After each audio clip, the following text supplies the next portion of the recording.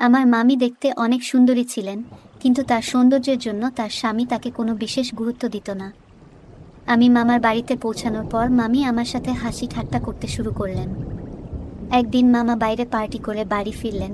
তখন তিনি খুব ক্লান্ত ছিলেন, তাই আমি তাকে তার ঘরে নিয়ে গেলাম।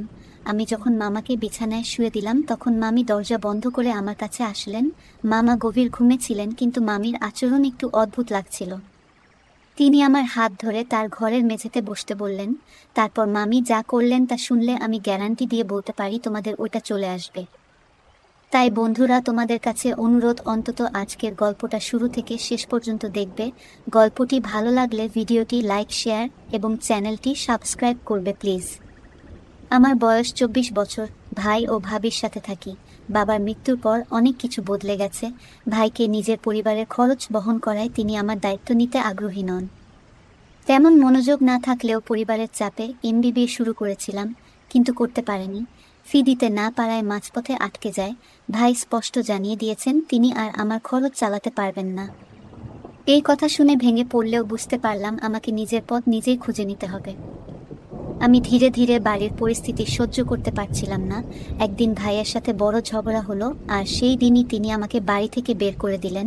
বাড়িটি বাবার কেনা হলেও কিস্তি ভাই দিতেন, তাই বাড়ির অধিকার তারই ছিল। আমি সরাসরি আমার বন্ধু কৃপেশদের বাড়িতে গেলাম। সে তার মামার শহরে যাচ্ছে, যেখানে মামার ভালো পরিচিতি আছে। কৃপেশ বলল তার মামা আমাকে কাজ পেতে সাহায্য করতে পারবে, তাই আমি তার সঙ্গে যাওয়ার সিদ্ধান্ত নিলাম। ভালো কিছু আশা করে আমরা শহরে পৌঁছানোর পর কৃপেশের মামা আমাদেরকে তাদের বাড়ির উপর তলায় থাকতে দিলেন। কৃপেশের মামিকে দেখে আমি অবাক হয়ে গেলাম, কারণ তিনি অনেক সুন্দরী আর তার ব্যবহার অনেক ভালো লাগছে। তবে সেখানে থাকা বিনামূল্যে ছিল না, আমাদের সেখানে থাকার জন্য ভাড়া দিতে হতো। পরে কৃপেশ মামা আমাকে তার পরিচিত এক কোম্পানিতে চাকরি পেতে সাহায্য করলেন। আমি একটি ভালো বেতনের চাকরি পেয়ে গেলাম এবং ধীরে ধীরে জীবনে এগিয়ে যেতে লাগলো। এখন আমি বুঝতে পারছিলাম যে জীবনে নিজে কিছু করার প্রয়োজন কতটা জরুরি। জীবনে বাধা আসে, কিন্তু সেই বাধাগুলি আমাদের এগিয়ে নিয়ে যেতে শেখায়। এরই মধ্যে কৃপেশের মামির ব্যবহার কিছুটা আমাকে অস্বস্তিতে ফেলতো, কারণ আমাকে দেখলেই তিনি আমার দিকে চেয়ে থাকতেন। মনে হতো তিনি আমাকে কিছু বলতে চান। আমিও মনে মনে মামির সাথে কথা বলতে চাইতাম, কিন্তু সেভাবে সুযোগটা পাইনি। নতুন চাকরির কারণে আমি অনেক ব্যস্ত হয়ে পড়েছিলাম। কৃপেশ এবং আমি রুমমেট হিসেবে একসঙ্গে থাকতে শুরু করেছিলাম। কিন্তু কিছুদিন পর কৃপেশ তার প্রেমিকার সঙ্গে থাকার জন্য চলে গেল। আমি মামার বাড়িতে একমাত্র ভাড়াটিয়া হিসেবে থাকতে শুরু করলাম। গত 1 মাসে আমার ভাই ভাবির থেকে কোনো ফোন আসেনি। আমি তাদের ছাড়া বাঁচতে শিখে গিয়েছিলাম এবং ধীরে ধীরে আমার আর্থিক অবস্থার উন্নতি হচ্ছিল। এখন মনে হচ্ছিল আমার জীবন আবার সঠিক পথে এগোচ্ছে, সবকিছু ঠিকঠাক চলছিল। কিন্তু হঠাৎ করে করে আমার মধ্যে এক ধরনের একাকিত্ব আসতে শুরু করলো। অফিস থেকে বাসায় ফেরার সময় আমি সাধারণত বাইরে থেকে খাবার খেয়ে আসতাম, কারণ আমি রান্না করতে পারতাম না। একদিন রাত 12টার সময় আমি প্রচণ্ড ক্ষুধার্ত হয়ে পড়লাম। সাধারণত আমি সন্ধ্যা 7টায় খাবার খেয়ে বাসায় ফিরে আসতাম, তারপর কিছুটা সময় মোবাইলে কাটিয়ে রাত 9টা-10টার সময় বিশ্রাম নিতাম। তবে সেদিন আমার ক্ষুধা একদমই নিয়ন্ত্রণে ছিল না। অন্য সময় কিছু বিস্কুট বা চিপস খেয়ে রাত কাটিয়ে দিতাম, কিন্তু সেদিন সেগুলো ফুরিয়ে গিয়েছিল। তাই আমি ঠিক করলাম কিছু খাবার খুঁজতে বাইরে বের হব। সিঁড়ি বেয়ে নিচে নামতেই মামি আমাকে ডাকলেন। মনে হয় তিনি আমাকে বাইরে যেতে দেখেছিলেন। মামি জিজ্ঞেস করলেন আমি কোথায় যাচ্ছি এত রাতে। আমি তাকে বললাম যে আমি হোটেলে খাবার খেতে যাচ্ছি। তখন মামি আমার হাত ধরে আমাকে বাড়ির ভিতর নিয়ে এলেন এবং বললেন, তুমি খুব ভালো ছেলে, তোমাকে ঘরের মধ্যে ডেকে আনতে আমার কোনো আপত্তি নেই। আজ বাহিরে যাওয়ার দরকার নেই, তোমাকে আমার রান্না করা খাবার খাওয়াই। মামি আমাকে জোর করে বসিয়ে দিলেন এবং বললেন, আজ আমরা একসঙ্গে খাবার খাবো। ঠিক তখনই মামির ফোন বেজে উঠল। তিনি ফোন নিয়ে তার ঘরে চলে গেলেন। আমি ক্ষুধার্ত ছিলাম, কিন্তু অপেক্ষা করতে পারলাম না। আমি খেতে বসেছিলাম এবং যখন খাচ্ছিলাম তখন খাবারের কিছুটা খাবার শার্টে পড়ে গেল। সেই মুহূর্তে মামি আমার শার্টের দাগ দেখে এগিয়ে এসে তার শাড়ি দিয়ে পরিষ্কার করতে লাগলেন।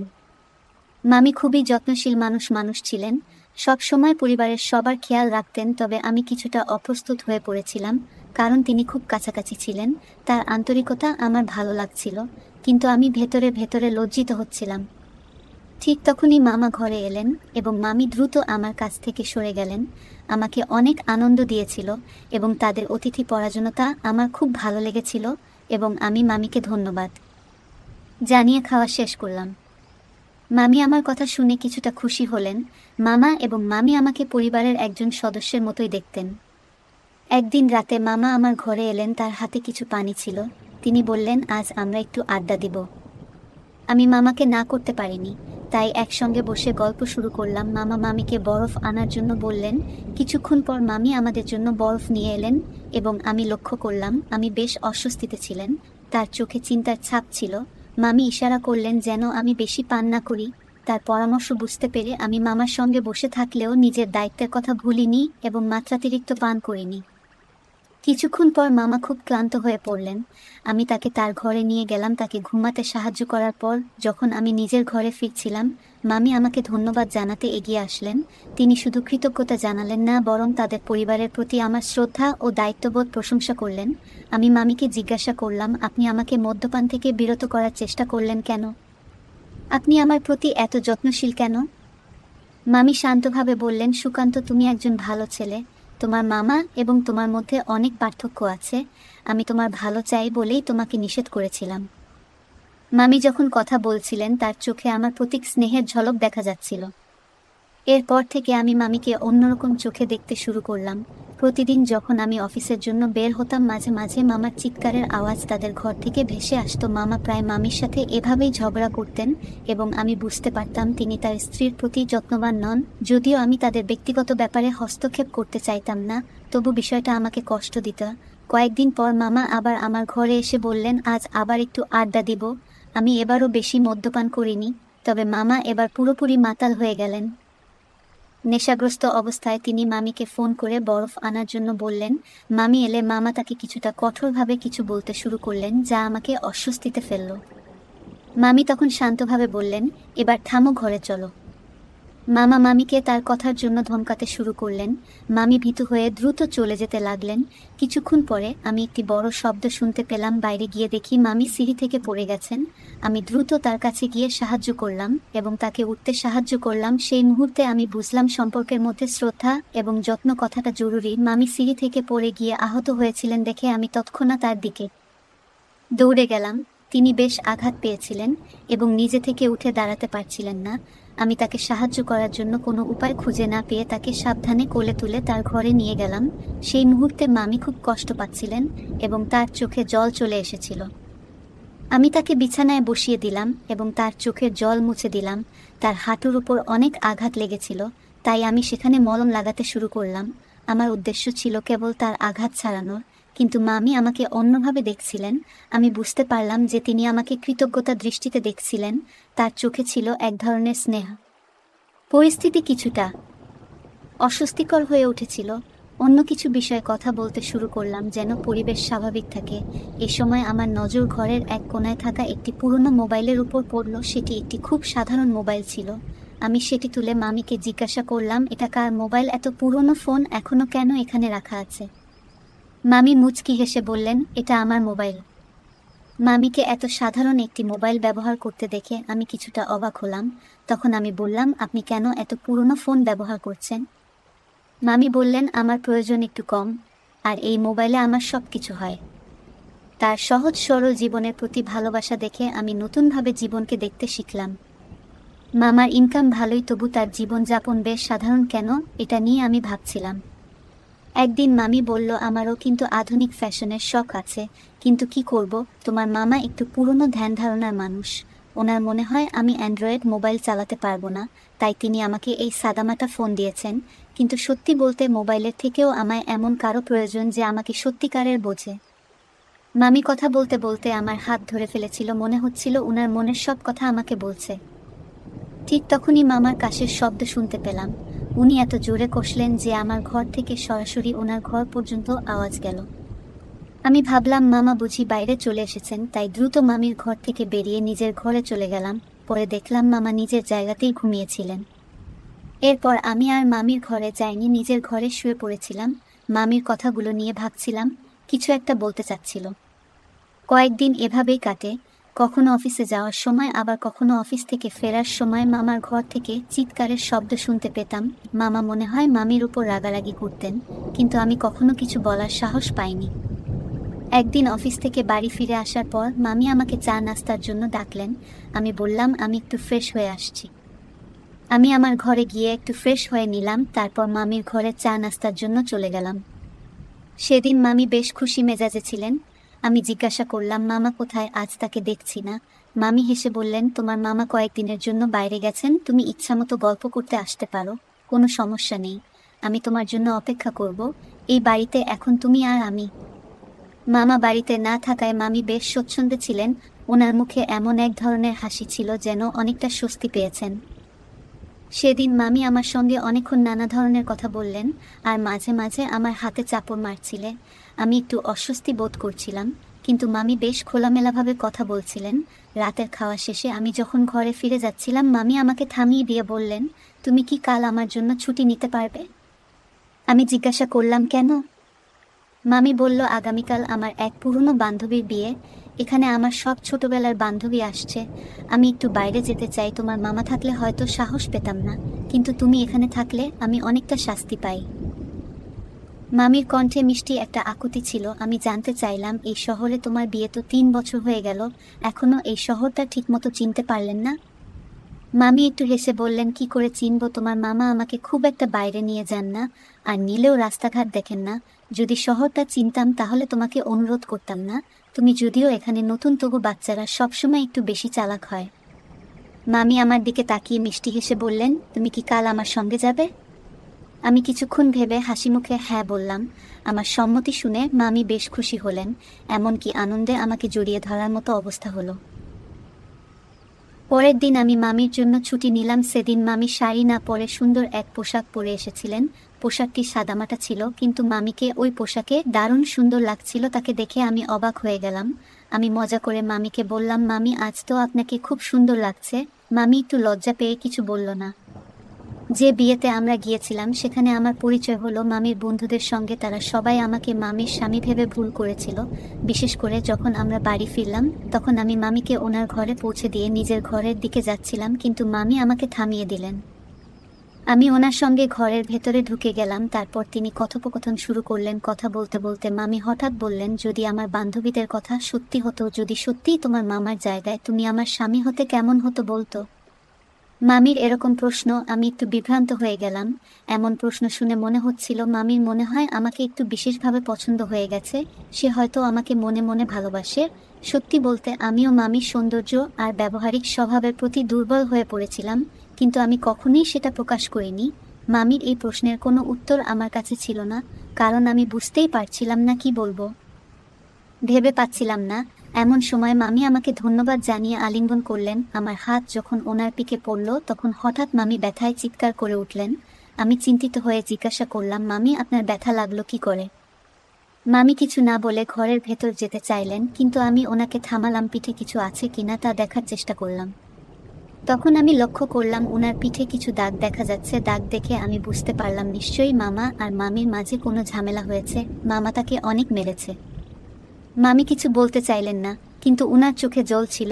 আমি বললাম, আপনাকে কাঁদতে হবে না। যদি আমাকে বন্ধু মনে করেন তাহলে আমার সঙ্গে মন খুলে কথা বলতে পারেন। আপনি চাইলে আমি মামার সঙ্গে কথা বলতেও রাজি আছি। কিন্তু মামি আমাকে মামার সঙ্গে কথা বলতে নিষেধ করলেন। ওনার কষ্ট আমি সহ্য করতে পারছিলাম না। তাই আমি বললাম, আপনি যদি আমার সঙ্গে কথা বলতে না চান তাহলে এখানে থাকাটা আমার কোনো অর্থ বহন করবে না। মামি যেন আমাকে ছেড়ে যেতে দিতে চাইছিলেন না। হঠাৎ তিনি আমাকে শক্ত করে ধরে ফেললেন। আমি ওনাকে শান্ত করে ওনার ঘরে নিয়ে গেলাম এবং পাশে বসলাম। আমি মামিকে স্মরণ করিয়ে দিলাম, সেদিন আপনি কিছু বলছিলেন, কিন্তু মামার কাশির জন্য আমি যেতে বাধ্য হয়েছিলাম। আপনি বলেছিলেন আপনার এমন একজনের প্রয়োজন যিনি আপনাকে বুঝতে পারবে। মামি আর মামাকে বহুবার ঝগড়া করতে শুনেছি। আপনি কি মামার সঙ্গে সুখে আছেন? মামি বিষণ্ণ মুখে বললেন, আমি একদমই সুখী নাই। এটা সত্যি, তোমার মামা সব সময় আমার উপর নিয়ন্ত্রণ করতে চান। ওনার মনে হয় আমাকে একটু স্বাধীনতা দিলে আমি কিছু ভুল করে বসবো। 3 বছর হলো আমাদের বিয়ে হয়েছে, কিন্তু ওনার আমার প্রতি কোনো বিশ্বাস নেই। সন্দেহের কারণে উনি আমাকে শুধু একটা সাধারণ মোবাইল দিয়েছেন, আমাকে কোনো সামাজিক যোগাযোগ মাধ্যম ব্যবহার করতে দেন না। গত 3 বছর ধরে আমি এভাবে ধুকে ধুকে বেঁচে আছি। তোমার মামা কখনো উপরের ঘরটা ভাড়ায় দেওয়ার কথা ভাবেননি, কিন্তু কি কৃপেশের কারণে তিনি শেষমেশ সেটি ভাড়া দিয়েছিলেন। তুমি যখনই আমার সঙ্গে কথা বলো, তোমার কথায় আমি একটা আলাদা ধরনের আপাত অনুভব করি। তুমি যখন আমার জন্য চিন্তা করো, তখন মনে হয় তুমি আমার জন্য সব। মামি আবেগের স্রোতে ভেসে সব কথা আমাকে বলে যাচ্ছিলেন। কথার মাঝেই তিনি আমার খুব কাছে চলে এলেন এবং আমার হাত ধরে বললেন, সুকান্ত, আমার এই আঘাত ঠিক করার জন্য তুমি কি একটু ব্যথার মলম মালিশ করে দেবে? আমি চুপচাপ মামির পিঠে মালিশ করতে শুরু করলাম। তারপর থেকে মামির আচরণ আস্তে আস্তে বদলাতে লাগলো। হঠাৎ করে আমার দিকে খুব কাছাকাছি এলেন এবং আমাকে আলিঙ্গন করলেন। সেদিন রাতে আমাদের মধ্যে দূরত্ব কমে গিয়েছিল এবং আমরা একে অপরের কাছে আসতে শুরু করলাম, তবে কেউই সম্পর্কের সীমা বা অন্য কোনো বিষয় নিয়ে ভাবছিলাম না। পরদিন সকালে ঘুম ভাঙতেই মামি আমাকে দেখে খুব চিন্তিত হয়ে গেলেন। তিনি যেন রাতের ঘটনা নিয়ে দুশ্চিন্তায় পড়ে গেলেন। উনি বলতে লাগলেন, এটা কি হলো, কেন এমন হলো? আমি ভুল করেছি, আমার স্বামী আমাকে ক্ষমা করবে না। তারপর মামি বললেন, আমি তো গর্ভবতী, আমার স্বামীর সন্তান আমার গর্ভে, অথচ আমি অন্য একজনের সঙ্গে এমন করলাম। মামির গর্ভাবস্থার ব্যাপারে আমি কিছুই জানতাম না। হয়তো সেদিন রাতে আবেগের বশে তিনি এমনটা করে ফেলেছিলেন। আমি শান্তভাবে তাকে বোঝানোর চেষ্টা করলাম এবং বললাম, মামি, আমি আপনাকে এবং এই বাচ্চাকে আপন করতে প্রস্তুত। কিন্তু মামি আমাকে দূরে ঠেলে দিয়ে বললেন, না, তুমি যতই বোঝাও আমি তোমার হতে পারবো না, কারণ আমার গর্ভে আমার স্বামীর সন্তান। আমি তখন বললাম, আপনি তো গত 3 বছর ধরে এভাবে কষ্টে দিন কাটাচ্ছেন। বাচ্চাটি জন্মের পর কি আপনি এভাবে দিন কাটিয়ে দিতে চান? এই সন্তানকে একা মানুষ করতে পারবে? তুমি কি একা মা হতে রাজি আছো? আমার কথা শুনে মামি বিস্মিত হয়ে আমার দিকে তাকালেন। তারপর বললেন, তুমি এমন কেন বলছো? আমার স্বামী তো কয়েকদিনের মধ্যেই বাড়ি ফিরবেন, এটা শুনে খুব খুশি হবেন। আমি তখন বললাম, মামি, আমার আপনার সঙ্গে একটা সত্যি কথা শেয়ার করতে হবে। আপনার স্বামী আর কখনোই আপনার কাছে ফিরবেন না। তিনি তার প্রেমিকার সঙ্গে চিরতরে চলে গেছেন। আপনার স্বামীর অন্য কারো সঙ্গে সম্পর্ক আছে, হয়তো আপনি সেটাই জানেন না। আমার কথা শুনে মামি কাঁদতে লাগলেন। তিনি বললেন, তুমি আমার স্বামীর সম্পর্কে এত কিছু কিভাবে জানলে? আমি তাদের কিছু মেসেজ দেখেছিলাম, কিন্তু ভেবেছিলাম তিনি সব কিছু ছেড়ে দেবেন। তবে যে তিনি আপনাকে ছেড়ে চলে যাবেন তা আমি কখনোই ভাবিনি। তখন আমি বললাম, মামি, আমি মামার ফোনে ওনার এবং ওনার প্রেমিকার সব মেসেজ ও কল দেখেছি, কিন্তু আপনাকে কিছু বলতে আমার সাহস হয়নি। আমি চাইনি যে আপনি কোনো কষ্ট পান, তবে আমি চাইছিলাম আপনি এই বিষাক্ত সম্পর্ক থেকে মুক্তি পান, তাই কিছু বলিনি। আপনি যে লোকটির সঙ্গে এত বছর ধরে আছেন, তিনি আপনার যোগ্য নন। তিনি আপনাকে শুধু প্রয়োজন মতো ব্যবহার করেছে। যখনই তার ইচ্ছা হয় তখনই আপনার কাছে আসেন, আর বাকি সময় আপনাকে শুধু কাজের লোকের মতো ব্যবহার করেন। এই কথা শুনে মামি আমার কাছে এসে কাঁদতে লাগলেন। তিনি বললেন, এই বিয়ে আমি নিজের ইচ্ছাই করিনি। আমার পরিবারের লোকেরা আমার স্বামীর সম্পদ দেখে আমাকে বিয়ে দিতে বাধ্য করেছেন। কেউই তার চরিত্রের দিকে খেয়াল করেনি। যখনই আমি আমার স্বামীর ব্যবহার সম্পর্কে আমার পরিবারের কাছে বলেছি, তারা সবসময় বলেছে মেয়েদের সব কিছু সন্দেহ করতে হয়। এরপরে তারা আর কিছুই বলেনি, কিন্তু আমি এখানে কিভাবে বেঁচে আছি সেটা কেউ বোঝেনি। বিয়ের পর থেকে আমার পরিবার কখনই আমার খোঁজ নিতে আসেনি। স্বামী জঘন্য আচরণ আমি দিনের পর দিন সহ্য করে যাচ্ছি, কিন্তু কখনো ভাবিনি যে তিনি আমাকে এমন একটা ধোঁকা দেবেন। সেদিন আমি মামিকে আমার মনের কথা জানালাম। মামি তার অনুভূতি প্রকাশ করলেন। তিনিও আমাকে পছন্দ করতে শুরু করেছিলেন। আমি মামি এবং তার শিশুকে গ্রহণ করতে প্রস্তুত ছিলাম। কিন্তু কিছুদিন পরে জানতে পারলাম তিনি চুপচাপ সেই সন্তানের গর্ভপাত করিয়ে ফেলেছেন। কারণ জিজ্ঞেস করলাম। আমি বললেন, আমি আমার ভবিষ্যতে সেই অকর্মণ্য লোকটির কোনো অংশ চাই না। আমি তার কোনো স্মৃতি আমার সঙ্গে রাখতে চাই না। তার সিদ্ধান্ত একদম সঠিক ছিল। একজন নারীর মনের থেকে কোনো পুরুষ একবার হারিয়ে গেলে তিনি আর সেই মানুষটির দিকে ফিরে তাকান না। সেই ঘটনার পর আমি তাকে আমার জীবন সঙ্গী হিসেবে গ্রহণ করলাম। আমরা দুজনেই কোর্ট ম্যারেজ করলাম। আমি তাকে নিজের ইচ্ছামত জীবনযাপনের স্বাধীনতা দিলাম। যারা আমাদের সম্পর্ক নিয়ে কথা বলেছিল, সে তাদের সবার মুখ বন্ধ করে দিয়েছিলেন, কারণ গত 3 বছর ধরে যে কষ্ট তিনি সহ্য করেছেন, তখন সেই লোকেরা কেউই তার পাশে দাঁড়ায়নি। এখন স্নেহা নিজের ইচ্ছায় বাঁচতে শিখেছে। আমি তাকে প্রতিশ্রুতি দিয়েছি কখনো তার মনে আঘাত দিব না। আজ এসে আমার সঙ্গে খুব সুখী। তার চাকরি করার ইচ্ছা ছিল এবং সেটিও এখন পূরণ হয়েছে। আজ সে একটি ভালো কোম্পানিতে চাকরি করছে। বন্ধুরা, সম্পর্কের মধ্যে দুজনেরই ব্যক্তিগত স্বাধীনতা থাকা উচিত। যারা সব সময় সন্দেহ করে তাদের নিজস্ব সমস্যায় ডুবে থাকে, এমন মানুষদের বিয়ে করে অন্য কারো জীবন নষ্ট করা উচিত নয়। গল্পটা কেমন লাগলো জানাতে ভুলবে না। আরও এমন মজার মজার রোমান্টিক গল্প শুনতে চাইলে ভিডিওটি লাইক, শেয়ার এবং এই চ্যানেলটি সাবস্ক্রাইব করুন এবং বেল আইকনটি ক্লিক করতে ভুলবে না। ধন্যবাদ তোমাদের। সম্মানিত ভিউয়ার্স, আসসালামু আলাইকুম। সবাই কেমন আছেন? আশা করি সবাই ভালো আছেন। এই তো এটা হলো আমাদের আফ্রিকার জঙ্গল। 65 কাঠা জমি নিয়ে এই জঙ্গলটি। চলুন ঘুরে দেখায় আপনাদেরকে জঙ্গলটি। এটা হলো জঙ্গলের উত্তর পাশ।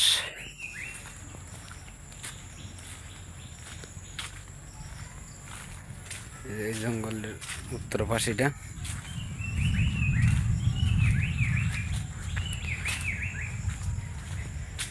সম্মানিত ভিউয়ার্স, আমার চ্যানেলটি সাবস্ক্রাইব করে রাখবেন, পাশে থাকা বেল আইকন বাজিয়ে দিবেন পরবর্তী ভিডিও পাওয়ার জন্য। আমার চ্যানেলটির নাম শিকা বাবির গল্প। শিকা বাবির গল্প, শিকা বাবির গল্প। চ্যানেলটি সাবস্ক্রাইব করে রাখবেন। এই লো জঙ্গলের কিছু দৃশ্য তুলে ধরে আমি। বিশাল বড় জঙ্গল, মনে হয় 2-4 মাস ভিডিও করলেও শেষ হবে না। আসলে তো মূলত উদ্দেশ্য আমাদের এই জঙ্গলটি তুলে ধরা। এই যে দেখেন,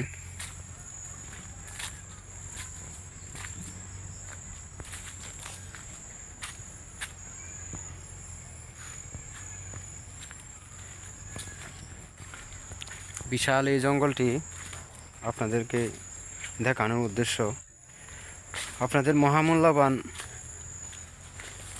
কমেন্টের মাধ্যমে জানাবেন ভিডিওটি কেমন লাগে। দেখেন, আপনাদের কমেন্ট মানেই তো উৎসাহ পাওয়া।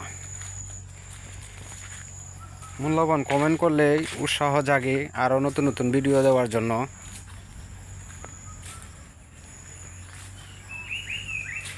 কে কোথায় থেকে আমার এই ভিডিওটি দেখতেছেন অবশ্যই কমেন্টের মাধ্যমে জানাবেন। ময়মনসিংহ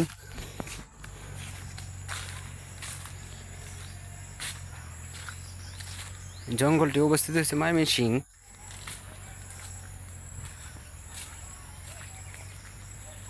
গৌরীপুর।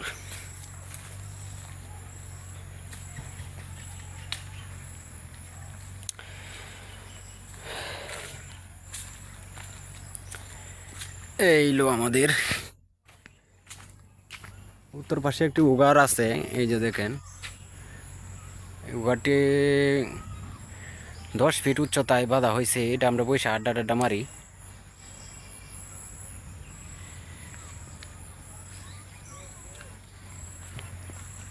ধন্যবাদ সবাইকে। সবাই ভালো থাকবেন। সবার সুস্বাস্থ্য এবং দীর্ঘায়ু কামনা করছি। আল্লাহ হাফেজ।